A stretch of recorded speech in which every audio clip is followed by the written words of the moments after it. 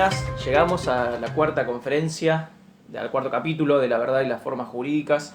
Ese librazo de Foucault, del que ya hablamos, la conferencia 1, la conferencia 2, la conferencia 3. Llegamos así a la cuarta, nos faltaría la quinta conferencia. Vamos a hacer una especie de chivo. Antes de arrancar, les pediría, abajo a la derecha van a ver, en rojo dice suscribirse. Así que me harían un favor si se suscriben. Y además se les va a activar la campanita. Le dan clic a todas y les va a aparecer cada vez que se suba un video. Así pueden opinar, comentar. Y en la descripción voy a adjuntar también una carpeta Drive, donde va a haber, yo por ejemplo armo de la conferencia número 1, preguntas, 13, 14 preguntas. También de la conferencia 2, la conferencia 3 también, en esos términos. Y la conferencia 4 también, preguntas, tentativas, que son las que se intentan responder en el video. Es más, cada video está orientado en torno a estas preguntas. Y lo aclaro, que es una aclaración que hice también en el video anterior, porque uno puede decir, pero ¿quién? Foucault en ningún momento se está preguntando eso, pero en realidad simplemente son respuestas a preguntas que hemos formulado en términos de guía de lectura, trabajo práctico. Así que lo adjunto también en Drive abajo. Y quizá también coloque en la descripción del video redes sociales, Instagram, Facebook, para también, si me quieren mandar un comentario insultándome, quizá también puedan hacerlo. Llegamos a la cuarta conferencia. Supongo también, siguiendo, como dije en videos anteriores, esa línea cronológica que se dio el 24 de mayo de 1973. Va de la página 81 a la 107. También digo, para quien esté viendo solamente este video, lo formulamos en términos de página porque vamos a decir, esto sale de la página 90, de la página 91. Por eso es de la conferencia número 4, de la página 81 a la 107 de la edición de Gediza de 1996. Con eso nos estamos manejando hasta ahora. El eje de esta cuarta conferencia va a ser similar al resto, pero en un avance cronológico. Nosotros vimos ya en la conferencia número 1 que lo que le interesaba hacer a Michel Foucault es un estudio de tipo histórico, ver cómo se constituyen nuevas formas de saberes, sobre todo nuevas subjetividades atadas a esas formas de saber y a esa relación de poder. No va a ser una excepción la cuarta conferencia, y lo que él va a analizar es, él dice, lo que yo denomino la sociedad disciplinaria. A partir del siglo XVIII, final del siglo XVIII y principios del siglo XIX se va a constituir esa sociedad disciplinaria, y a su vez, eso es lo más importante y es el eje de todas las conferencias incluso, como en este caso esa sociedad disciplinaria va a fundar nuevos sujetos y nuevas subjetividades. Una de las primeras preguntas, o al menos una de las preguntas que nos hacemos nosotros en base a esa lectura, es cuáles son los dos hechos contradictorios que plantea Michel Foucault al principio de esta cuarta conferencia. Y lo que va a hacer es analizar, por un lado, lo que sería algo así como el cascarón institucional, y por otro lado, la teoría penal propiamente dicha. O sea, por un lado, lo que dice el papel, lo que dice la ley, la jurisprudencia al respecto, y por otro lado, las instituciones que se encargan de castigar en base a esas leyes. Lo que va a decir Foucault es, hay un proceso contradictorio. Si nosotros analizamos Francia e Inglaterra, vamos a ver que en Inglaterra, por un lado, lo que hay es un cascarón que va a permanecer prácticamente inmutable, no se va a modificar, pero sí se va a modificar el contenido de la ley. Es decir, se va a modificar lo que es sancionable de lo que no es sancionable, y él, por ejemplo, cita en este caso de que el sistema penal inglés de finales del siglo XVIII y principios del siglo XIX es uno de los más crueles, de los más sanguinarios que haya dado la historia de la humanidad, y creo que el número era 315, por 315 conductas diferentes, uno podía ser castigado con la horca, con la pena de muerte. Eran varias las conductas que te llevaban, que te hacían merecedor de la pena de muerte. Por ejemplo, página 82, Foucault dice, esto convertía el sistema penal inglés del siglo XVIII en uno de los más salvajes y sangrientos que conoce la historia de la civilización. Esto se va a modificar en el siglo XIX, pero sin que se modifique ese cascarón, como dijimos antes, sin que se modifiquen todas esas instituciones penales inglesas, aunque sí lo haga el contenido de la ley. Y por otro lado, él analiza el caso francés y dice, sucede precisamente lo inverso. Se va a modificar todo ese cascarón institucional, por ejemplo, el nacimiento de la prisión. Él, cuando escribe la conferencia número 4, son años previos, 2 o 3 años previos, a que él escriba Vigilar y Castigar, un libro que lo haría, era famoso, ¿no? Pero un libro quizá de los más famosos de Michel Foucault, y él lo que está haciendo en la conferencia número 4, o en todas, pero sobre todo en esta, es plantear esa línea de trabajo que va a profundizar en Vigilar y Castigar. Entonces, en la conferencia 4 va a hablar del nacimiento de la prisión, y él dice, en Francia sucede eso precisamente, hay nuevas instituciones, pero el contenido de la ley en sí mismo, o mejor dicho, lo que va a ser castigable, va a permanecer prácticamente inmutable. Entonces ese hecho contradictorio que Foucault plantea al principio es ese. Tenemos Inglaterra, tenemos Francia como estudios de caso, pero vamos a ver que mientras en Inglaterra cambie el contenido de la ley, pero las instituciones permanezcan prácticamente inmutables, en Francia sucede lo inverso. Lo que va a hacer Foucault también al principio es dedicarse sobre todo a esta parte de lo teórico, habla de grandes teóricos en lo que respecta al sistema punitivo, a los modos de plantear el castigo, qué cosas son merecedoras de determinado tipo de castigo también. Y él dice que, en primer lugar, lo que vamos a ver es que a partir de ahora, digamos, en esta conferencia número 4, a partir del siglo XVIII, siglo XIX, lo que se va a ver es que empieza a primar la idea de infracción. No va a haber falta. Esa idea de falta es una concepción un tanto moral y religiosa de lo que está bien, de lo que está mal, de lo que es pecado, de lo que no es pecado. Y lo que va a pasar ahora es, va a empezar a primar esta idea de infracción, que es empezar a tipificar legalmente cuál va a ser el delito y cuál va a ser el castigo en base a ese delito. No puede haber una infracción si no está tipificada previamente legalmente. Tiene que haber todo un sistema, en este caso el soberano político, que decida, a partir de ahora, esto es una infracción. Atado a lo primero, así como surge toda esta idea de infracción, porque ya no podemos hablar de falta, de lo que está bien, de lo que está mal, en términos divinos, morales y éticos, se plantea más en términos pragmáticos, en términos políticos inmediatos, porque se plantea también esta idea de utilidad. Lo que va a ser considerado infracción no es infracción en tanto y en cuanto viole a la naturaleza o viole un mandato divino, sino en realidad porque no es útil socialmente. Entonces la idea de infracción va a estar atada a esto, a que no depende ya de si algo es bueno, si algo es malo, si algo es un pecado o algo no es pecado, sino en términos de su utilidad social. Y después Foucault lo que hace es marcar un tercer punto, pero es muy similar a los dos anteriores. Es más, él dice, se deduce de aquellos dos, que es, no es un pecado, sino que es algo que daña a la sociedad, una perturbación, es algo que no le es útil a la sociedad. Entrecomillado, página 83, una incomodidad para el conjunto de la sociedad. El delito, el robo, no es útil para la sociedad, sino que le es contraproducente. Es decir, una sociedad no puede funcionar con aquello que determine, que dictamine que es una infracción. Entonces, cuando estamos pensando en esto, en qué cosas van a ser castigables, son cosas que atenten a la vida en sociedad. Y lo central también en la conferencia 4 y en toda la teoría de Michel Foucault, no solo en este, sino en casi todos los libros, sobre todo en Vigilar y Castigar, es perfecto. Hasta acá llegamos a este corpus teórico que va a determinar qué cosas son castigables, qué cosas merecen algún tipo de castigo, y en particular, qué tipo de castigo. O sea, Foucault está pensando precisamente en eso. Cómo se va a establecer el castigo, quiénes son los que establecen qué tipo de castigo y acorde a qué. Por ejemplo, cuando veíamos esa idea de falta y lo que el individuo en última instancia había cometido era un pecado, o sea, él le ataba la mano derecha, como vimos en conferencias anteriores, a la pierna izquierda, se lo arrojaba al agua. Si el individuo se ahogaba, quiere decir que era inocente porque el agua lo había recibido. Si se salvaba, era culpable porque el agua lo había rechazado. Entonces imperaba toda esta cuestión del pecado. La infracción no era vista en términos de infracción, sino de falta o de pecado.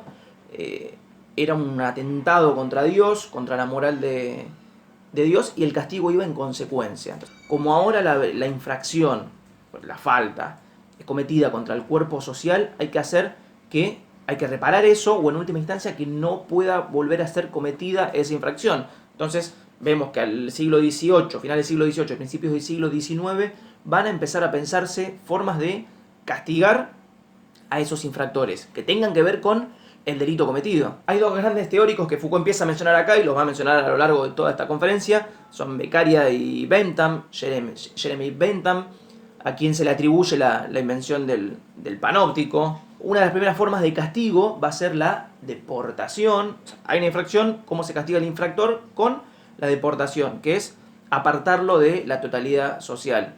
Pero sobre todo porque esa persona, al cometer esa infracción, se apartó sola. Incluso hay una cita textual que dice, bueno, tú que te has apartado, que has cortado tú mismo el lazo que te ataba a la sociedad, la pena en consecuencia es apartarte completamente y físicamente de la sociedad. Estamos aquí para expulsar a los Simpson.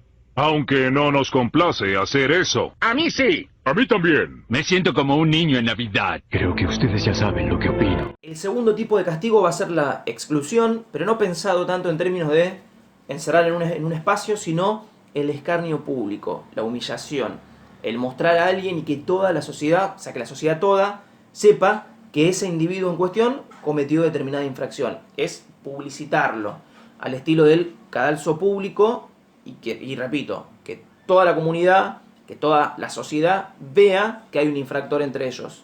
¿Crees que eso puede ser objeto de burla? Creo que sí. Veamos, ¿qué te gustaría? ¿Que yo me riera de tu infortunio? ¿Ah? Vamos a averiguarlo. Ajá. Y ahora, marcha. ¡Hey! ¡Miren todos! ¡Miren esto!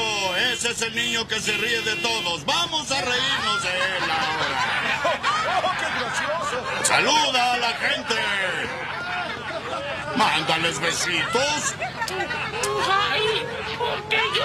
En tercer lugar, también se ve una de las penas posibles, uno de los castigos posibles, era la reparación de lo cometido. Por ejemplo, el trabajo forzado, en donde el individuo tenía que retribuir, en última instancia, si no podía reparar, si no podía subsanar lo cometido, tenía que, de determinada forma, de alguna manera, retribuirle a la sociedad con su trabajo.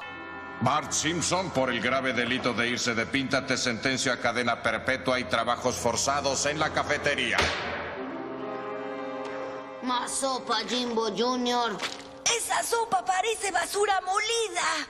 Estás cerca, pero calla. Y en cuarto lugar, también uno de los castigos pensados para estos infractores es que se arrepienta, o sobre todo que le signifique algo para él, que el equivalente a su infracción. Por ejemplo, confiscarle los bienes a quien robó.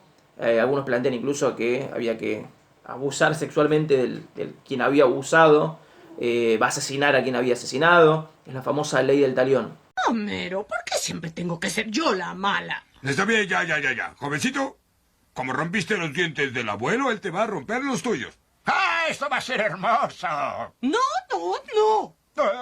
Y como Foucault está pensando para el año 1973 en líneas de trabajo que después va a profundizar, como dijimos antes, en vigilar y castigar, él va a decir estas 4 formas de castigar van a ser prácticamente abandonadas, van a caer en desuso. Algunas, por ejemplo, la ley del talión, que sería el ojo por ojo, diente por diente, va a ser considerada bastante arcaica y va a empezar a surgir una idea que no había sido pensada, al menos no teóricamente, que es la prisión.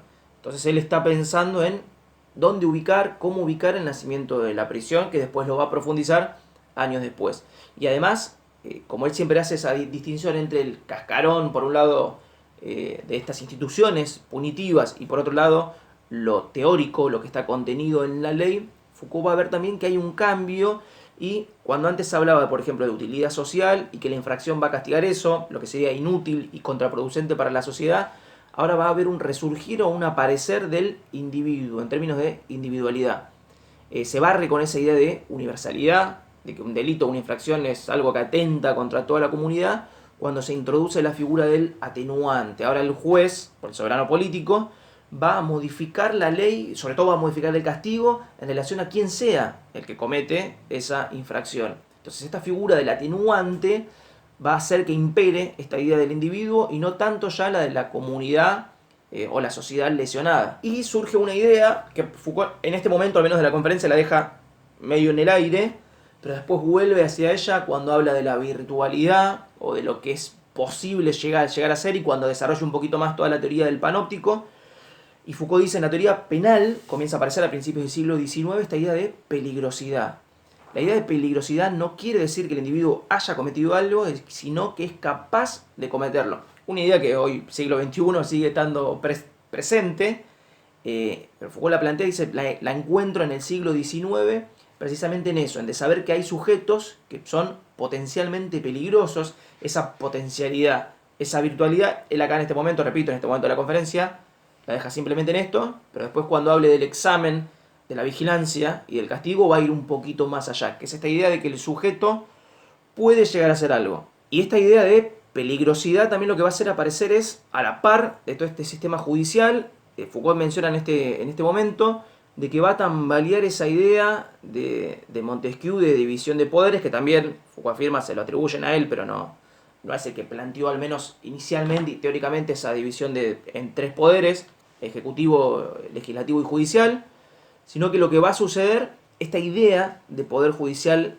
independiente al menos pensados en estos términos de el soberano político inmediato y una justicia que puede quedar al margen de él, porque Foucault está pensando en términos de estatización de estos sistemas judiciales, después va a volver sobre todo en el caso inglés.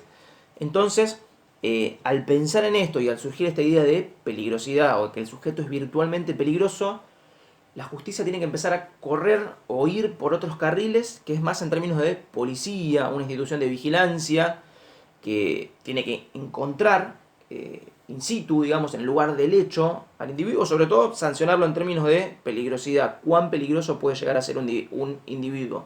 Entonces, en todos estos resortes judiciales, lo que va a dominar no es ya esa famosa imagen de la justicia como algo neutro, o que Foucault dice se supone neutro, o autónomo o aparte, sino este poder policial, ¿no? Con esta policía que surge en Francia, que es de vigilancia y de control inmediato de los individuos. Y nosotros cuando decimos este poder o esta vigilancia policial, nos hacemos por ahí en mente de que es efectivamente las fuerzas de seguridad y del orden, la policía, pero Foucault está pensando también en términos de escuelas, de hospitales, de asilos mentales, todas esas instituciones que se enmarcan de encuadrar y de crear nuevas formas de saber, o con sus formas de saber crear nuevos sujetos, decir lo que está bien, lo que está mal, lo que está permitido y lo que no. Cuando habla de instituciones policiales, él se está refiriendo estrictamente a esto. Y Foucault se mete de lleno ya en esta idea del panóptico, que es una idea que él, digamos, no es un invento de él, pero lo que va a hacer es trabajarla, explotarla, la va a profundizar aún más en Vigilar y Castigar, que es una idea incluso de totalidad. Uno puede ver el panóptico desde sus funciones edilicias, arquitectónicas, pero también lo puede ver en sus cuestiones de construcción de nuevos tipos de saberes. La sociedad toda puede ser un gran panóptico. Incluso uno puede pensar las ciencias sociales en ese sentido. Por ejemplo, página 89 y 90, Foucault afirma, un poquito antes, también dice que nosotros le debemos más a Bentham, por ejemplo, que es que pensó esta idea del panóptico, que lo que le debemos a Kant y a Hegel.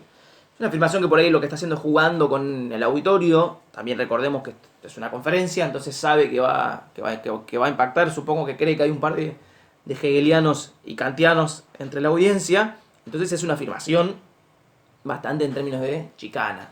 En decir, no sé si es tan importante Kant o Hegel para nuestra sociedad, para el pensamiento occidental moderno, tanto como lo es o lo debería ser Jeremy Bentham. Página 89, él dice: nuestras sociedades deberían rendirle un homenaje, pues fue él quien programó, definió y describió de manera precisa las formas de poder en que vivimos, presentándolas en un maravilloso y célebre modelo de esta sociedad de ortopedia generalizada, que es el famoso panóptico. Forma arquitectónica que permite un tipo de poder del espíritu sobre el espíritu, una especie de institución que vale tanto para las escuelas como para los hospitales, las prisiones, los reformatorios, los hospicios o las fábricas. Después él lo define más en términos, el panóptico era un sitio en forma de anillo, en el cual básicamente, panóptico es un círculo o un anillo en donde desde un centro, desde el ojo observador, se puede ver todo y la característica central es que uno puede observar sin ser observado y hacerle saber a ese otro que está siendo observado de qué es precisamente observado. Y ese otro entonces va a obrar en consecuencia en determinados parámetros de lo que está bien o lo que está mal, lo que es socialmente aceptado y lo que no, pero porque se sabe observado, porque se siente observado. No tanto porque tenga internalizado eso, sino porque sabe que hay un ojo que lo está observando.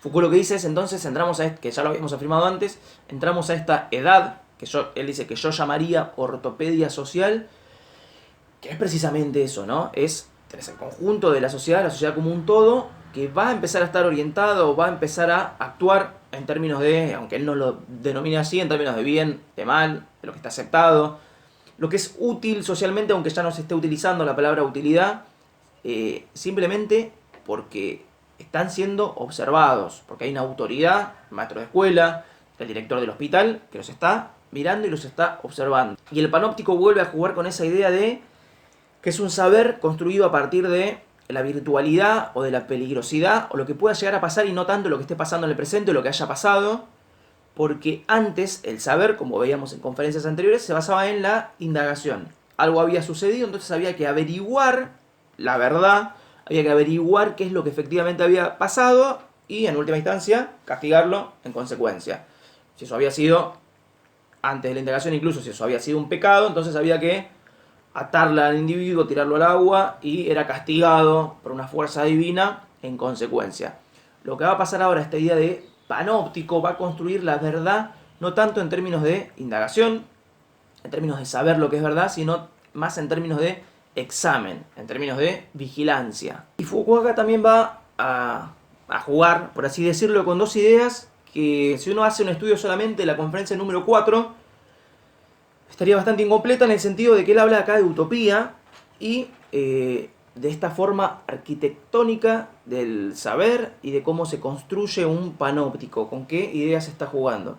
Y hago alusión a esta conferencia número 5 porque lo pensaba, lo voy a decir en la conferencia número 5, pero me parece que no se entendería tanto la 4 si uno no tiene presente estas cosas, que es, por ejemplo, en un momento dicen, refiriéndose al panóptico, en el centro había un vigilante, este miraba toda la celda, no había un punto de sombra, el vigilante a su vez observaba a través de persianas, por lo que podías ver sin ser visto.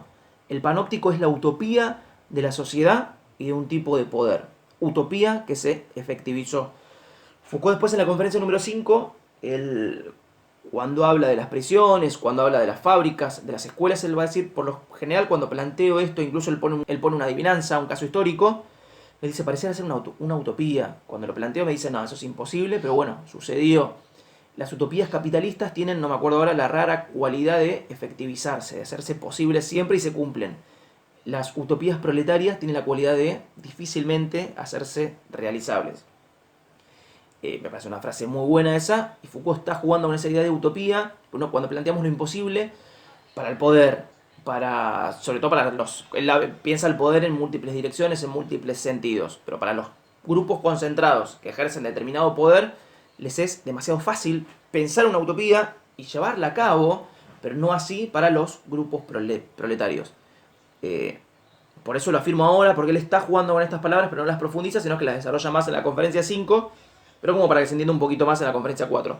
Y después cuando piensa en el panóptico, él vuelve también a la conferencia 5, es esta idea de es invertir toda la arquitectura que había hasta el momento, que era, por ejemplo, el teatro en la Grecia antigua, era una persona que era en el centro, observada por varios.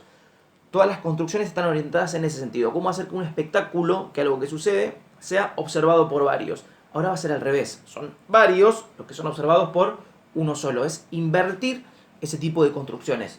Repito, esto no está en la conferencia 4. Ambas ideas, la de utopía y la de inversión de estas construcciones, están en la conferencia número 5, pero lo menciono acá como para que se entienda un poquito más. Y lo último de la conferencia, esta conferencia sería más breve. En otras conferencias, no en términos de páginas, sino más bien en términos de concepto. Lo que va a hacer Foucault, a partir de ahora en adelante hasta que termine, es analizar dos casos, el caso francés y el caso, por lo general es eso siempre, el caso francés y el caso inglés, para demostrar que, si bien teóricamente estaba apareciendo algo, digamos, había teóricos que empezaban a discutir la noción de infracción, la de peligrosidad y cuáles eran los castigos en consecuencia, lo que va a surgir es otra cosa totalmente distinta. Foucault lo que hace entonces es rastrear, en términos históricos, por qué surge otro tipo de castigo, que él denomina, es efectivamente así, la prisión, cómo surge la prisión, cuándo surge, y él encuentra, al menos en dos tipos de prácticas, las prácticas inglesas y las prácticas judiciales francesas,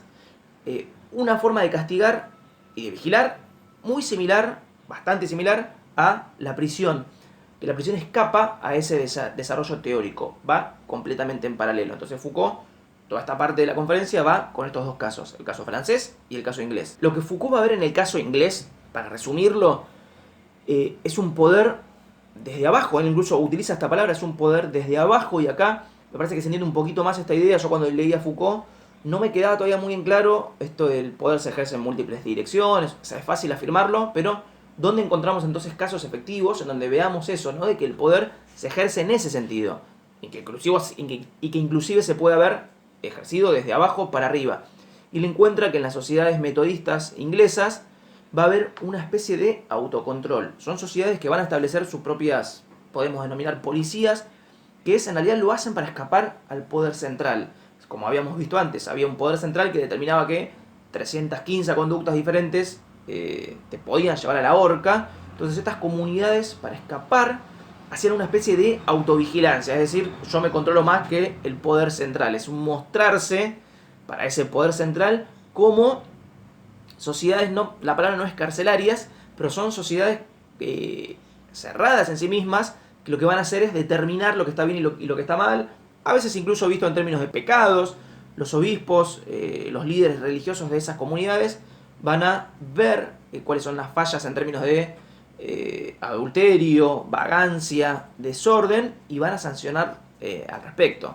Otras comunidades lo que van a hacer también es establecer un sistema de ayuda, un servicio que es detectar quiénes son, por ejemplo, discapacitados o qué personas no pueden trabajar y necesitan asistencia de la sociedad, pero a la vez operaban como instancias de control. O sea, verificaban constantemente de que esas personas efectivamente se encontraban discapacitadas y no le estaban mintiendo a la comunidad. Entonces vemos que es un poder, no es el poder central el que está pidiendo controlen a los metodistas, sino que son los propios metodistas los que establecen todo un sistema de vigilancia y autocontrol. También Foucault lo que ubica acá es la Sociedad para la Reforma de las Maneras. Leo, no me acuerdo el año, 1692.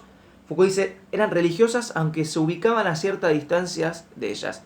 Lo que van a hacer es, las metas, digamos, era respetar el domingo, impedir el juego, las borracheras, reprimir la prostitución, el adulterio, las blasfemias, todo aquello que pudiese ofender a Dios. Entonces vemos que en realidad también es una comunidad religiosa que está escapando, que no depende de este poder central, sino que sí, repito, como afirmamos antes, son mecanismos de autorregulación. Y vemos acá también en términos de, que esto me parece genial, porque él encuentra históricamente, encuentra datos empíricos en los que apoyarse, es lo que él quiere hacer y lo que afirmó en la primera conferencia, que es esta estatización de la justicia, y acá en este caso es la estatización de estas pautas, de estas normas, de estos mecanismos, de estos mecanismos de vigilancia y control. Y aparece también la sociedad de proclamación, digamos, después cambia su nombre hacia la Sociedad para la Supresión del Vicio.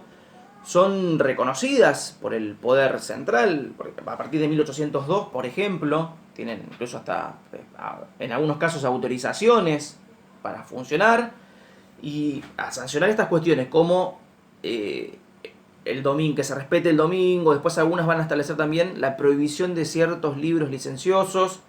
El poder central lo que va a ver es que son buenos mecanismos para apropiárselos, para estatizarlos, y que va a ser conveniente que así sea. Entonces, lo que va a hacer Foucault es, como dijimos antes, toda esa línea cronológica, esa historia. Acá no está haciendo una arqueología, pero sí los menciona como datos empíricos de que el poder es ejercido en múltiples direcciones. De acá vemos que es de abajo hacia arriba, son las mismas comunidades las que se autorregulan, pero el poder prontamente va a sacar provecho de eso y va a estatizar estas formas de ejercer control y vigilancia. Por ejemplo, él menciona en Inglaterra, en el siglo XVII había grupos más, entrecomillado, él lo afirma así, interesantes e inquietantes. Grupos de autodefensa de carácter paramilitar. Si bien no se puede hablar todavía de un movimiento obrero, de un movimiento proletario, va a haber algunas revueltas de carácter político y social que van a empezar a ser reprimidas por estos grupos paramilitares, estos grupos que no dependen del Estado, pero el Estado los deja actuar y después se va a dar cuenta de esa utilidad de tener una policía, de tener una vigilancia, va a aprender esa lección y va a estatizar esas prácticas judiciales o prácticas, en este caso, de vigilancia y de control.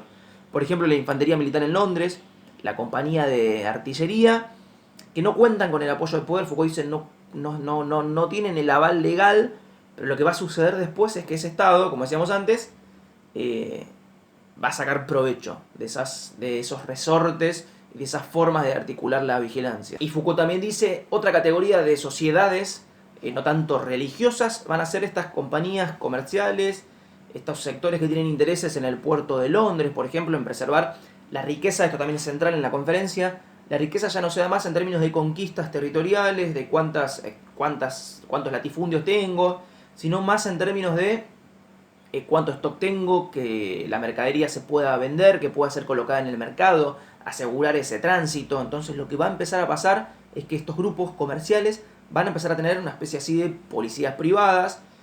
Foucault no lo afirma así, pero en un momento él dice puede llegar a ser un antecedente de lo que es la policía. Estos intentos de controlar los puertos, las zonas portuarias, dónde ingresan y dónde salen los productos. Esta forma de controlar la fábrica o la mercancía, la mercadería. Entonces, estas instancias de vigilancia no son del Estado, pero podría llegar a ser un origen de la policía. Esta forma de controlar y de vigilar, en este caso, el stock. Y en el caso de esta sociedad inglesa, Foucault está viendo este desplazamiento y él marca 3 elementos. Nosotros podríamos decir A, B y C. A, por ejemplo, es este sector de la pequeña, mediana burguesía, que eran estos grupos religiosos, después van a ser estos grupos comerciantes, los que se encarguen de un autocontrol, para poder precisamente desde abajo, al menos en el sentido de que no ejercen el poder directo, de que no son soberanos políticos. Después vemos, punto número B, podríamos marcar cómo estos grupos necesitan nuevas leyes, necesitan que el poder central ratifique lo que ellos están haciendo. Por ejemplo, la prohibición de determinados libros, que se respete el domingo. Ya vemos que están laicizados, o al menos que hay una especie de estatización de estos mecanismos de vigilancia y de control. Y después vemos por último que ya efectivamente son estas clases altas las que se hicieron con el poder judicial y lo imponen a las clases bajas. Por ejemplo, Foucault en este caso cita 1804 un texto de un obispo llamado Watson que dice, página 97, las leyes son buenas, pero desgraciadamente están siendo burladas por las clases más bajas. Por cierto, las clases más altas tampoco las tienen en consideración. Pero esto no tendría mucha importancia si no fuese que las clases más altas sirven de inspiración para las más bajas. Es genial eso porque quiere decir que hay una ley, pero en realidad esa ley fue hecha para los pobres, no es hecha para los ricos. Y él dice, está bien, los ricos tampoco tienen en consideración esas leyes, pero eso no tiene mucha importancia. Solo que tiene importancia que los pobres imitan a los ricos y tengamos cuidado de tener determinada conducta licenciosa porque puede ser mal visto, simplemente por eso, porque nos pueden llegar a imitar los pobres para quienes sí fue hecha determinada ley. Entonces vemos cómo hay toda una estatización y esos mecanismos de vigilancia y de control que fueron hechos y pensados como una especie de autorregulación ya son acaparados por el poder central y por las clases altas. Y algo que me parece también central es que nosotros cuando lo vemos también, uno pensaría como antes habíamos visto la prueba, indagación, y dice, pero no es lineal la cuestión, no es que a partir de ahora ya no hay más prueba y hay indagación. Volvemos a ver cómo hay todo un reflote de concepciones religiosas en las prácticas jurídicas. Y uno dice, pero eso no había quedado de lado ya, la idea de pecado, este muchacho me está confundiendo, volvió a la conferencia número 4, a lo que había dicho en la final de la 2 y principio de la conferencia número 3. Lo que dice Foucault es precisamente, lo que va a pasar es que al tomar elementos de grupos religiosos, vuelve a estar esta idea de pecado, esta idea de falta, esta idea de que estamos haciendo algo contra la ley natural, contra la ley divina, contra la ley de Dios, y es precisamente en eso, en esa idea de que al estatizar, al estar por separado, el poder inmediato, el poder político, el soberano, y al necesitar de una justicia aceitada y replicar esos instrumentos y esos mecanismos de vigilancia que se hacen estos grupos, al tomar eso, también toman, indefectiblemente, elementos religiosos. Y para finalizar, Foucault va al caso estrictamente francés, digamos, se centra en todo lo que es Francia, y él dice, lo que vamos a ver acá es precisamente un poder un poco más arbitral, bastante más arbitral que el caso inglés, al menos en el sentido de que hay una autoridad política clara en términos judiciales, ya instituciones fuertes, policiales, instituciones de prisión, de concentración de armamento, la Bastilla. Y lo que se va a dar acá también son las curiosas, entre comillas, él dice así, curiosas, no voy a poder pronunciar esto, es una palabra francesa, lettres de Cachet. No la pronuncio más, lo voy a escribir por ahí, y a partir de ahora nos vamos a referir a ellas como las letras. Las letras, cuando diga letras, nos estamos refiriendo a estas lettres de Cachet. Ponele, que se pronuncia así. ¿Qué son estas letras? Van a ser órdenes, Foucault también va a utilizar esta palabra, son como rayos de la arbitrariedad real, son órdenes reales o cartas reales, que se dirigen a un individuo en particular. También barriendo esa idea de universalización, ¿no? De la infracción, del delito y del castigo. Es una orden particular del rey hacia fulano. Por ejemplo, al principio Foucault dice, las famosas eran para el casamiento, digamos, ordenando un matrimonio, pero también se servían, esto es lo que le va a interesar a él, como castigo. Y sobre todo, ¿qué castigos se van a implementar a partir de estas letras? ¿Qué le va a decir? Es una especie de spoiler porque le iba a decir al final, pero para que se entienda, la prisión. O sea, uno de los castigos famosos de estas, o el castigo que va a primar, va a ser el de la prisión. Y aquí hay algo que me parece central también, porque uno podría decir, bueno, entonces se contradice esa idea de Foucault de que el poder es ejercido de abajo hacia arriba, o arriba hacia abajo, en realidad en múltiples direcciones. Pareciera no tener mucho sentido eso. Y lo que hace Foucault acá es decir, sí, bueno, está bien, ¿no? Es una especie de arbitrariedad, una especie, como él dice antes, de un rayo del rey. Pero, ¿cuándo el rey? ¿Era el rey el que decidía a quién enviarle? A un fulanito X era merecedor de una letra. ¿Quién era el que decidía? Y él acá pone el acento porque dice, por lo general, quien solicitaba esa letra era un marido despechado, un hijo enojado con sus padres, un vecino enojado con otro vecino. Esos eran los solicitantes. ¿A quién se lo solicitaban? Al intendente del rey. El intendente del rey veía si daba lugar o no, si tenía sentido mandarle al rey una letra por la queja de algún vecino. Si eso prosperaba, se lo mandaba al ministro del rey, que se encargaba de juntar, digamos, de leer y de establecer si eso también era merecedor de que llegase al rey, y finalmente llegaba al rey. Pero precisamente eso, había todo un mecanismo y funcionaba, Foucault va a decir, como una especie de, vemos que es un poder, pero puede ser más pensado en términos de contrapoder. Son estos sectores bajos, un marido despechado con su mujer, o por celos, quien le solicite al rey una letra. No era el rey el que determinaba, decía, bueno, a vos fulanito te quiero mandar una letra, sino que eran estos individuos particulares, comunes, de a pie, los que solicitaban una letra como forma de castigo. Entonces puede ser pensada en similar, al menos Foucault la está pensando así, como una forma similar de las que sucedían en Inglaterra, que eran estos mismos grupos religiosos que se autorregulaban, se autovigilaban y se autocastigaban. Los que va a existir ese poder real, es el rey en última instancia el que manda esa letra, pero porque la solicita el pueblo. Después Foucault lo que va a hacer va a establecer determinados puntos, por ejemplo, qué conductas suscitaban un pedido de una letra y qué sancionaban. Uno, conductas de inmoralidad, el libertinaje, adulterio, sodomía, alcoholismo. Esto provocaba un pedido de letras que era inmediatamente aceptado. Casos de adulterio, repito, de sodomía, de alcoholismo se solicitaban y inmediatamente eran aceptadas. En segundo lugar, conductas juzgadas, peligrosas y disidentes. Por ejemplo, allí entraban los viejos hechiceros que se habían dejado morir en la hoguera. Es este típico caso de conductas que podían disolver la totalidad social. Tercero, Foucault dice, es llamativo, no era lo que imperaba, pero pues, sucedía que las letras también servían a pedido patronal para castigar a obreros díscolos. Obreros que no eran obedientes para con el patrón. La patronal lo que empezó a hacer era solicitar esas letras como especie de castigo. Y Foucault dice, es llamativo, lo utiliza esta palabra, es llamativo como el castigo. Uno dice, bueno, está bien, esto es lo que es sancionable. ¿Cómo los castigamos? Va a ser la prisión. Y Foucault dice, es llamativo porque hasta el momento las penas eran el destierro, marcar a alguien al rojo, o sea, con un fierro caliente lo marcabas, se lo desterraban en algunos casos también, pero no imperaba o multado, pero no imperaba esta idea de prisión. Entonces vemos cómo el nacimiento de la prisión lo podemos encontrar acá también. Y bueno, para terminar, acá tuve que poner otro celular, no podía ya con el mío, la capacidad se me trabó, así que bueno, van a quedar por ahí muchas cosas en el tintero, que las voy a profundizar en la conferencia número 5, cuando termine de editar la 4 seguramente me esté faltando algo y diga, bueno, lo profundizo en la próxima conferencia, repito, por una cuestión de tiempo. Pero básicamente me parece que la idea central, sobre todo a lo último, que quiero que quedes, surge esta idea de corregir. Por ejemplo, ya sabemos que el castigo es la prisión. No estaba prefijado, no se sabía cuánto tiempo iba a ir el sujeto en cuestión preso, cuánto iba a estar encerrado, confinado, sino por lo general era hasta que el que había solicitado al principio una letra para castigarlo, también vuelva a solicitar o vea que el sujeto estaba rehabilitado, se había corregido, entonces volvía a solicitar una letra para anular la anterior. Prácticamente era eso, era una especie de levantar la denuncia que pesaba sobre el individuo en cuestión.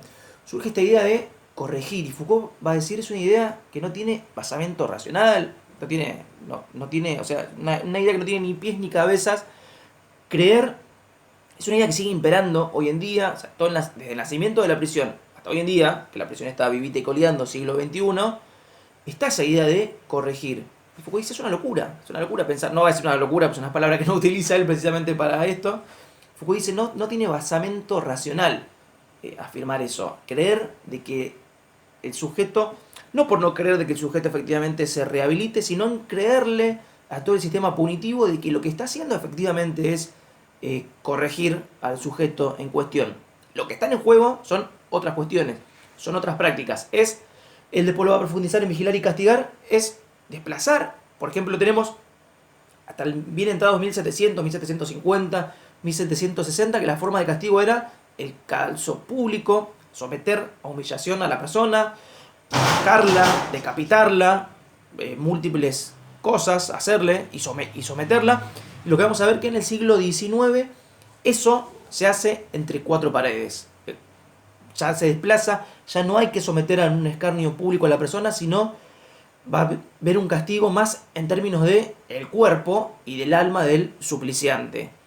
Entonces esa idea quería dejar más o menos en pie o flotando a lo último, que es esa idea de cuánto se corrige, y repito, no tanto porque descrean en la capacidad del sujeto para corregirse, que crea Foucault, sino tanto en términos de si efectivamente la prisión nace para corregir a alguien. ¿Surge para eso o surge por otras cuestiones? Entonces, para redondear, Foucault en la página número 103 dice, la idea de prisión es para corregir a los individuos. Idea, entre comillas, idea paradójica y bizarra, sin fundamento o justificación alguna al nivel del comportamiento humano.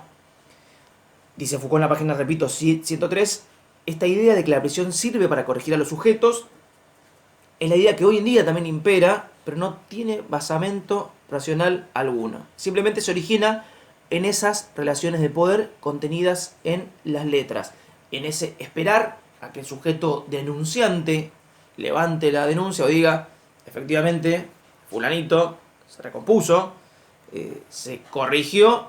En esas relaciones de poder es cuando surge esa idea de corregir y sobre todo esa idea que sigue hoy en día de prisión.